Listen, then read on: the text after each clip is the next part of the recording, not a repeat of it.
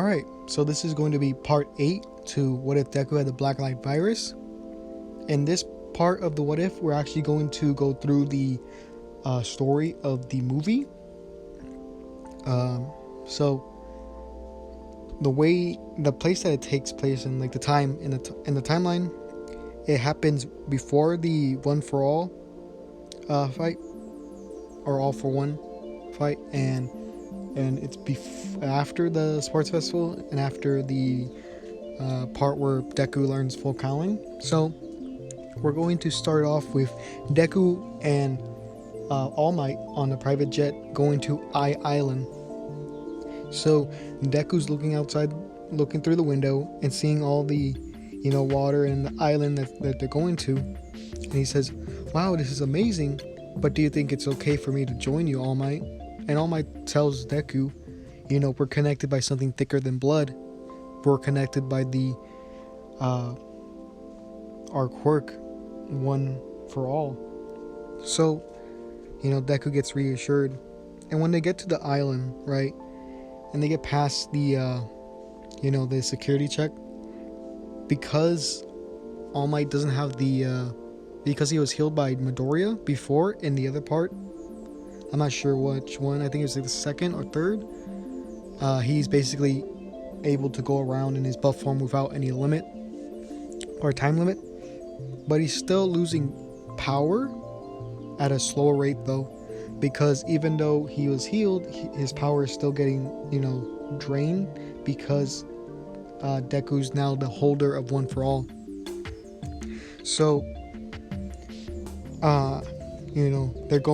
they're walking around, and Deku's like admiring all the things going around him, and All Might explains that on this island you're able to use your quirk freely, and then a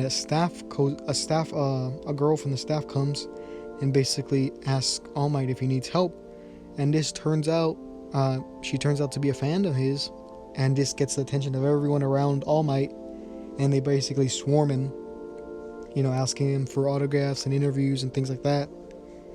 So after a few minutes of this, All Might joins back with Izuku and basically tells him, I want you to meet a friend of mine who's on this island. And he doesn't tell Deku exactly who he is, but he says that this friend doesn't know the secret of One for All. So, because I don't want him to get involved in the fight. So, as they're walking by, in the distance, this girl on a pogo stick that's jumping around, calls All Might uncle, and this girl is actually Melissa, but Deku doesn't know this yet. So he thinks to himself, is this All Might's, friend? Does she have a quirk that makes her look so young? Because he doesn't understand it, because, by the time they would have met, she would have been like a baby. So, after, they're like talking to each other, saying that they haven't seen each other for a long time, and, Midoriya kind of feels, or Deku feels kind of nervous, kind of feeling like a third wheel. And this is when All Might introduces Deku to Melissa, and telling that it's the daughter of his friend. And this is when, Melissa comments on Deku's hero suit, because in this What If, his hero suit's just like a hoodie with like no sleeves, like a modified version of his original suit, but a little bit different. And she looks around it and says, "I think you could need some upgrades." And Deku's like, "Well, the suit's just for show." And then this is when he like activates his armor, and he says, "I don't really need it. It's just, I don't know, it's just how I like it, but I could make my own armor, so it's not really needed." And she's like amazed by this, because she's she's amazed at how strong the armor could be. And she asks Deku, "Do you have like a hardening quirk?" And he says, "No, it's a little bit different. I could make a lot of he's like, basically my quirk is that I have a virus within me that lets me mutate my body."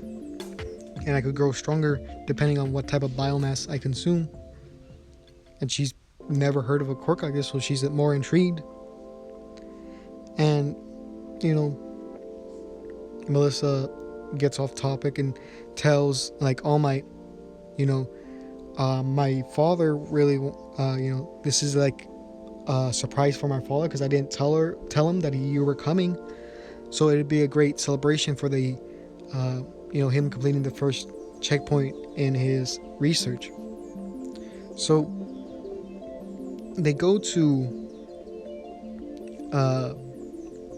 David Shield's lab, and, you know, Melissa goes up to her father and tells him, you know, we got a special guest. And, you know, David, not knowing that it's All Might, when he sees him, All Might just rushes towards him and hugs him and spins him around just like in the movie and tells him, it's been so long, how's it been? And then, you know, they have their reunion, and this is when All Might introduces Midoriya to David. And this is when Deku actually freaks out and says, oh my gosh, you know, I know who you are. You're David Shield. You're the person who created so many great inventions. And not only did that, but you also designed all of All Might's cool costumes. And, you know, David's like, oh, I guess you already know me. No need for me to introduce myself. And this is when All Might coughs. Not because he has a time limit, but because he wants to be alone with Dave so he could tell him what happened. So David suggests to Melissa to take Deku around the place and show him around. So she does that. They go to different parts of the island, but on the other hand, meanwhile, David and All Might are actually, you know, testing, you know, to see how his quirk has changed, to see the progress. And you see on the graph in the original, it just goes, you know, it's a slow downward, you know, slope, and then it just dives down because that's the point where he started using more of his time limit, and that's when, you know, around the same time that he gave Izuku his quirk.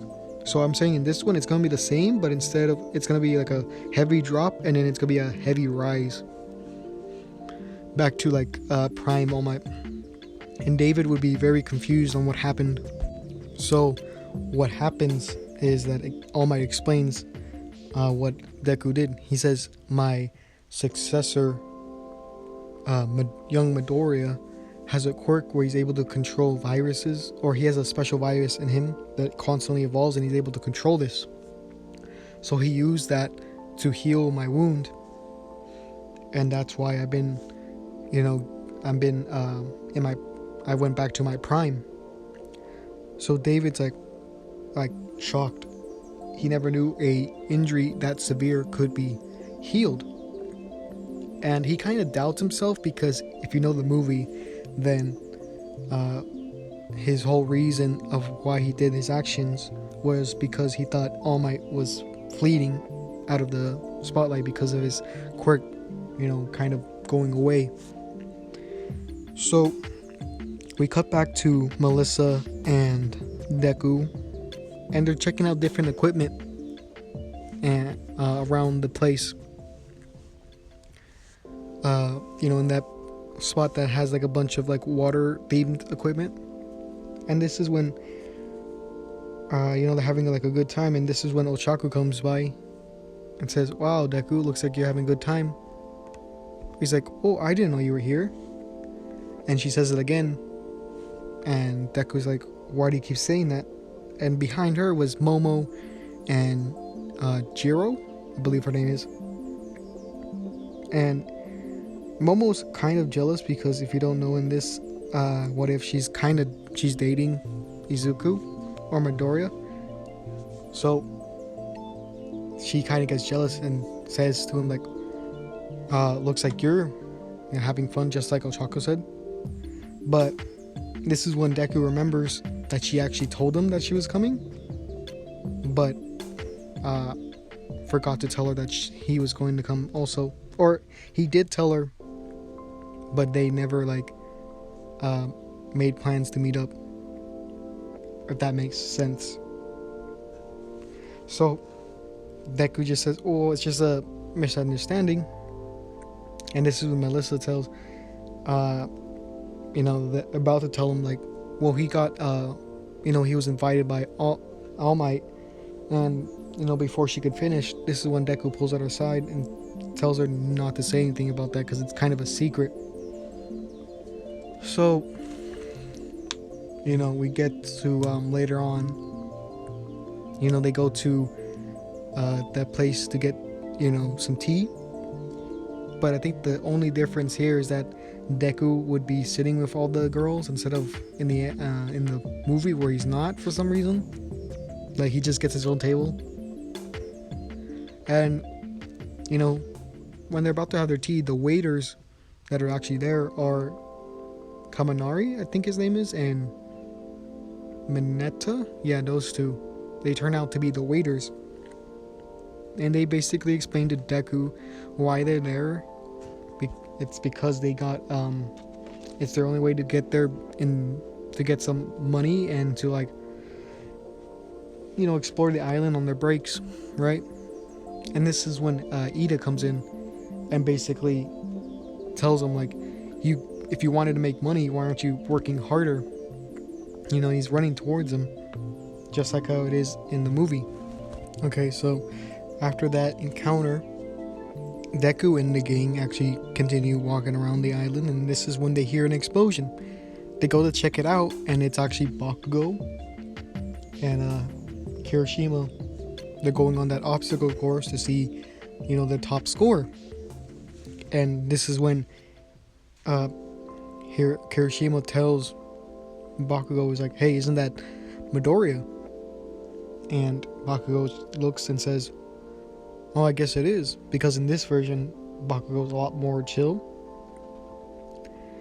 And he tells Deku, he says, hey, Deku, how about you? I want to see how well you do, so how about you do this test? He says, alright, I'll try.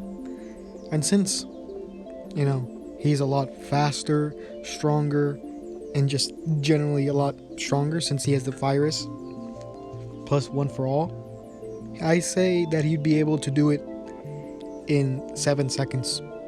A lot more. It's basically twice as fast that he is in the anime. So Bakugo would come up to Deku and says, looks like you got a lot stronger, but don't think I'm out of this race yet.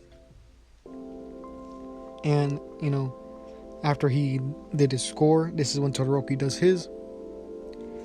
And he's actually able to get 14 seconds, which is faster than Bakugo, which had 14. No, he had 15, I think.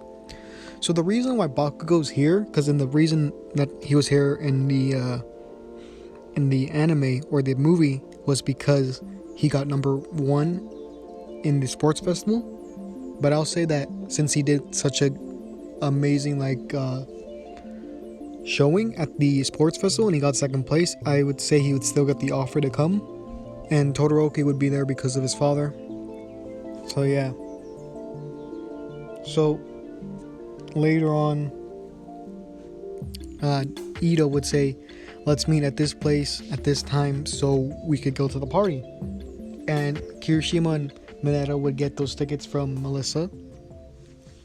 So Melissa tells Deku, come with me, I want to show you something. And this is when Momo tells Deku, says, don't get any funny ideas. And Deku's like, I won't,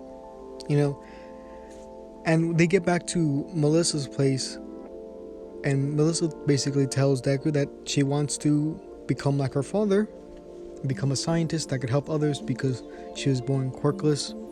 And Deku kind of sympathizes with her because most of his life he was deemed quirkless, but he really wasn't. So, Deku can really sympathize with her. And this is when Melissa actually shows him one of her inventions, which was the full gauntlet. and she actually wants to give it to him. He doesn't need it. It's more of a souvenir. So he takes it, right? And then he checks the time. He's like, "Well, we're going to be late." So he rushes back to his room so he could, get ready. So later on, when we get back into the the place where they were supposed to meet up, Ida tells him, like, does time and punctuation mean nothing to you? We're almost late. And this is when the girls actually walk through, and the first one to step through is actually Ochako. She goes up to Deku and says, pretty excitedly, she says that it's her first time wearing anything, this formal. And Deku says, you look great. And this is when Ochako blushes, and, she kind of like waves her arms as she does in the movie. And she says, "Oh, Deku, you don't need to flatter me." And this is when Momo walks through. And, Deku walks up to her and he says that, "Wow, you look gorgeous." And she kind of blushes, and she says, "Well, you're looking pretty sharp yourself." And they're kind of flirting with each other. And this is when Melissa comes through, and Kiroshima and Mineta kind of like gawk at her, and Jiro kind of puts them in her place. So when they're in the party, meanwhile at the party, David and All Might are like drinking, and this is when the person hosting the party tells, "How about we get a speech from the number one hero, All Might?" And what's it called? All Might says, "Well, David, you never told me this was gonna happen." And David says, "What do you expect? You're the number one hero. Obviously, they're gonna have you." And he says, and All Might says, "Well, you owe me for this." And he goes up, and right when he's about to do his speech, this is when the villains come out, or the announcement comes out. It says, "There's a bomb somewhere on the island." The villains come out, and they basically says, if anyone moves, then all these security bots that are meant to protect the people are actually gonna hurt them. So he says, "I'm basically putting this entire island as a hostage." And the villain who says this is Wolfhard, I think his name is. It's like tungsten in German. That's the main guy. He's the one that has the magnetic powers. So this is when the security goes off and actually ties up the guests. And All Might doesn't, even though he doesn't free himself, because if he does anything, then they're gonna hurt or even kill the island's civilians. So Midoriya and the gang kind of are confused of what's happening, and they go up the since they can't go through the main entrance, they try to go to the higher floors and trying to see what's going on. And they see that little window, that glass ceiling where you could see All Might in the movie. And this is where he gets his attention using his flash on his phone. And All Might seeing Midoriya, and Midoriya does hand gestures to say that I could hear you. And Jiro's using her headphone jacks to plug into the ground so she could hear it. And he basically tells Deku that there are villains on this island who has everyone in a hostage situation, and tells them to run. And Jiro says this is bad and explains to Deku what's actually happening. And Deku's gives that reassuring face to All Might, and All Might knows that he's actually going to try and do something. So what happens is they get into that floor, the stairway in between and they have like a conversation about what they should do. And Todoroki's, or he does like, I think we should like go and call for help. We could get off the island and call for help. And Melissa basically says that the security is too strong for that to happen. And Todoroki's like, well, we're trying to be heroes, so why don't we actually go and save them? And Deku's pretty silent at this point. And he says, well, I'm going to try. Since he's more confident and he knows that he's strong enough to do so, he says, I'm going to, like, with you guys, or I'll do it even myself, I'm going to save this island. And this is when everyone kind of rallies behind him. And he tells Melissa, is like, you could stay here if you want. And Melissa's like, no, I'm going to come with you. Who's gonna, go through all the terminals and open the doors for you? So they agree to let her come with them. And they keep going floor after floor after floor until they reach a gate or a door that's blocking the stairway. So Mineta's like, why don't we just try this door? And he opens it, and this actually alerts the villains. So they send out their two goons to actually stop him. So what happens is that they see these two villains come out, so they think it's better to just hide and wait it out than to actually go for a fight. Like, because they don't know their quirks, and Deku doesn't want to get, Melissa hurt because she doesn't have a quirk. So they kind of hide. And this is when the villains say, what do you think you guys are doing here? We could see you. And Deku's like, well, it looks like we're going to have to fight. And they're actually talking to Bakugo and Kirishima. Kirishima just says, we just got lost. We don't know where the party's at. And the villain's like, do you really think we're going to believe that? And this is when the hero that's able to displace matter with his big hands is about to attack him, and Todoroki uses his ice to block it and tells the rest of the group to go on without him, and it will handle things here. So they go on and they continue on their way, and they get to a point where the door where they go to a hallway with a bunch of like locked doors that they had to go through beforehand, and they're thinking to themselves, it's going to take too much time for Deku to keep on smashing, and it'll alert the villains even more. And then they look around, and Melissa suggests, like, why don't we get someone to lower the security ladder there on the roof where there's a doorway or a ceiling doors, so that they can release the security ladder. And they're thinking, like, who is small enough to actually do that?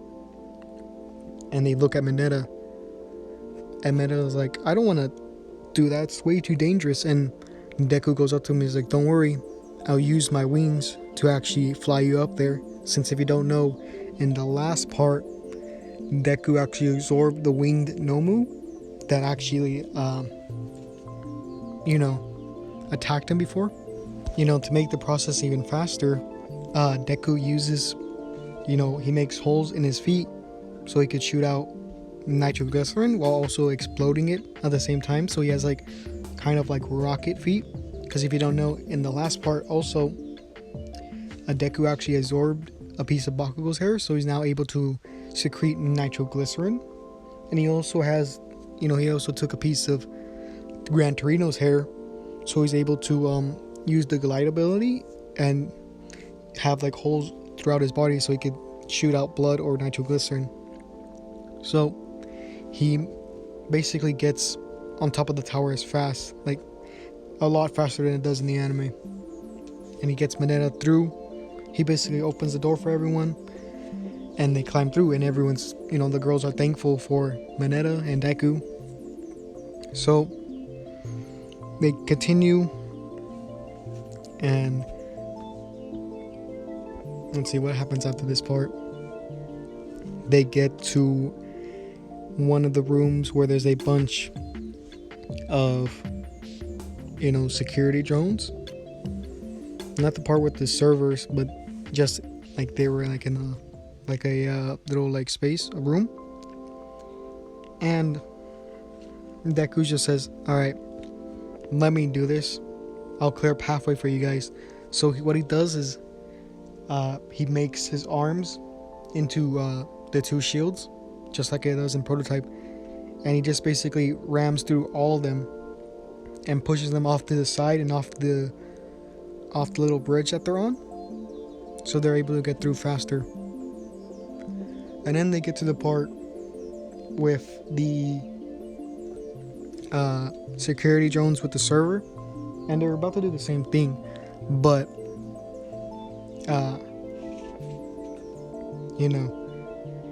there's a bunch of servers there, so they can't fight directly.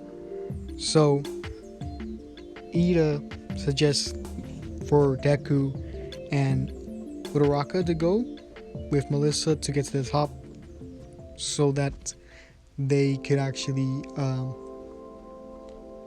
get there faster, and that they'll hold out there. And since Kirishima didn't have to use his like electric ability before, he's not dumb, so he could help out more. So they rush outside, and Deku takes Melissa on her back. He basically grabs onto both Uraraka and Melissa, since he has enough strength to do it, and he creates his wings, and he uses his jet boots to get up. So he doesn't have that dramatic like scene where he needs Uraraka to make him lose his gravity and have Bakugo redirect the fan. He doesn't need to do that. So basically he crashes through the wall, and the person meeting him on the other side is actually Swordkill. Swordkill is that villain with the power to make his hands into like sharp objects or sharp metal, and he goes to attack Melissa, but then this is when Deku uses armor to block and basically punches him right back and knocks him out, just like he does in the movie. So they're rushing even further, and they see David and his assistant Sam, explaining what they just did to get their invention. And Melissa's like shocked that she's in disbelief that her father would do this, and she like walks forward and says, "Father, what are you the one who did this? Do you know what these students have been through?" And this is when David tells Melissa, like, "What do you mean? I hired fake villains. Are you telling me that they did harm to these students?" And she says yes. And this is when David actually has that flashback with Sam about how he wanted to get his invention back. And this is when the main villain comes out, Ford, I don't know how to pronounce it, but basically Wolfram, I think it's called Wolfram. Sam basically gives him the device, and David's like, "What are you doing, Sam?" And Sam's like, "You lied to me. I did this, we could have had, riches and fame, but you didn't even protest." So, Wolfram basically says, "You did well, Sam. Here's your reward." And he actually shoots him in the shoulder. And Deku's seeing this, he gets really mad. And Wolfram sees him, and he pins him down with like the metal, right? Because he wasn't expecting that. And right when he's about to shoot Sam again for the third time, Deku actually uses One for All to actually get through, and uses his armor or his shield to block it and block the next bullet, so Dave doesn't actually get shot. So what happens is that he tells Melissa, go and turn off the security, right? And as he's like saying this is the chance that Wolfram has, and he actually makes like giant pillars of metal come and crush Deku. And Deku has his armor at this point. So what happens is that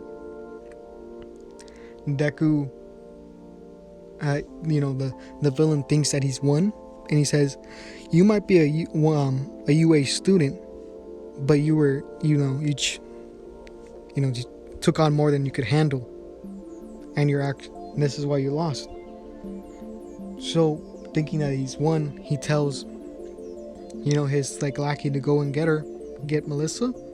But this is when like a hand like pops out of the metal, and Deku says, "I am the Predator hero, Zeus." I'm going with Zeus since that was actually Alex Mercer's like code name, and a lot of people suggested that in the comments, so that's what I'm gonna go with. And what he does is this actually intimidates the lackey enough where he stops in his tracks. And Wolfram still tries to like control the metal to hit Deku, but it's not doing anything. He just blocks with his other arm. And what he does is he slams him into the ground, and this actually knocks out Wolfram. And he goes, and then after that, Deku goes for the lackey and like hits him. He like punches him, and this actually makes him crash into a wall, make a small crater. So Melissa turns off the security, or the security, so like all the robots would turn back to normal and things like that. And after the security's off, All Might actually, his like the restraints that he was in actually break. So realizing this, the other heroes would also become free, and they would take out the villains that are around him. And the group, Midoriya would meet up with everyone else and kind of explain, or Melissa would explain what happened and how he saved everyone. And hearing this, everyone's like cheering for Deku, and this is when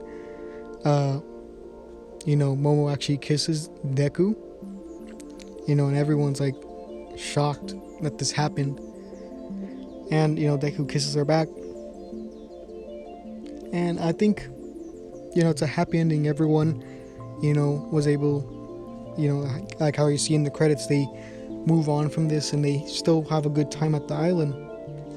And he would meet up with All Might later, and David would explain what happened, and he would realize that Deku would be there to replace the old generation, and he would kind of give up with his like idea of wanting All Might to stay how he is forever, and I think Deku would be like seen as a hero because of what he did here.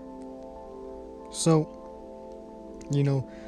All Might and Dave still have that talk, and it's basically a happy ending at this point. So I think I'll end it here. This is a longer video because I got through the entire movie. I guess I'll call this my 200 subscriber special, even though it's late. But yeah, if you guys enjoy this, leave a like, subscribe. Almost at 300. We're at like 240, something like that at this point. So yeah. So if you guys have any ideas for what ifs, just put it in the comments. But that being said, this is the end of the video. So yeah.